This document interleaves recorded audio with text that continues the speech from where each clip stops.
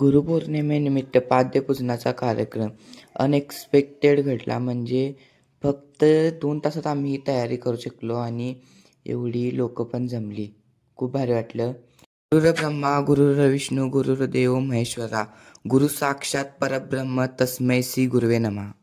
हा श्लोक म्हटल्यानंतर जी अंगात स्फूर्ती येते की नाही, तशीच आमच्या अंगात स्फूर्ती आलेली की आज गुरुपौर्णिमा आणि पाद्यपूजन करायचंच म्हणून. आणि खूप भारी वाटलं. गुरु म्हणजे अंधारातून प्रकाशाकडे नेणारा एक दीप आणि तो आपल्याला योग्य मार्ग दाखवत असतो आणि आपल्यावर निस्वार्थ प्रेम करत असतो. आणि आपलं पहिला गुरु म्हणजे आपले आईवडील. म्हणूनच आम्ही त्यांचं पाद्यपूजन करून आमची जी गुरुदक्षिणा होती त्यांना आज दिली. गुरूंच्या आशीर्वादाने जीवनातले संकट हलकी वाटतात. आज आम्ही आशीर्वाद घेतला आणि मनात एकच प्रार्थना केली, गुरूंच्या कृपा आशीर्वादाने सदैव चांगल्या मार्गावर चालत राहू. ही गुरुपौर्णिमा केली, सगळ्यांना तिचं महत्त्व सांगितलं, त्यामुळे तुझं पहिलं अभिनंदन. आणि सगळ्यांना गुरुपौर्णिमा पहिला पाठ. मी हेच बोलणार होतो.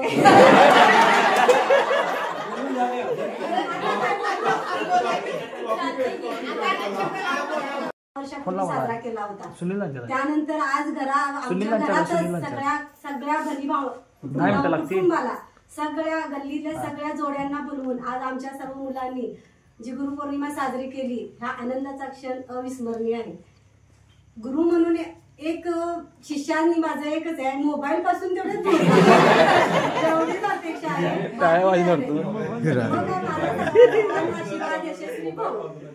अशीच गुरुपौर्णिमा वर्षानुवर्ष वाढत जाऊ दे. सर्वांच्या मनात गुरुविषयी शिष्याविषयी प्रेम वाढत जाऊ दे आणि हा मान फक्त आजच्या दिवशी नाही, कायम स्वरूपी राहू दे.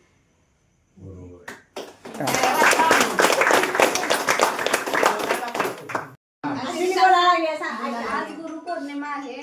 गुरुने दिला ज्ञान रूपी वसा, आम्ही चालवू हा पुढे वारसा. अशी ही प्रार्थना सर्व मुलांनी लक्षात ठेवा.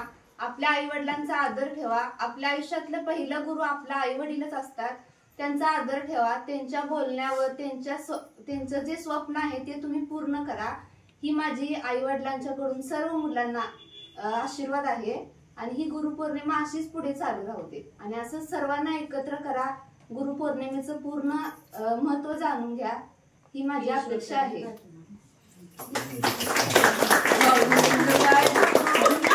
कोण करी श्री गुरु म्हणजे आपला पाठीराखा असतोय. म्हणून ज्ञानदेव म्हणतात, गुरु कृपे आज तरवलं तरवलो. गुरुमुळे तरायला होते, भवसागरातून पार जायला होते. म्हणून गुरुचे महत्व इतकं आहे. मला भरून आलेलं आहे. आणि प्रत्येकाच्या आयुष्यात गुरु पाहिजे. गुरुशिवाय मार्ग कोणी दाखवू शकत नाही. ते वेळात वेळ काढून गुरुपौर्णिमेनिमित्त उपस्थित राहिलात त्याबद्दल मी तुमची खूप खूप आभारी आहे. आणि शरद दादाचे मी खूप मनापासून आभार मानते की त्याच्यामुळे आम्हाला ते यायला भेटलं. धन्यवाद.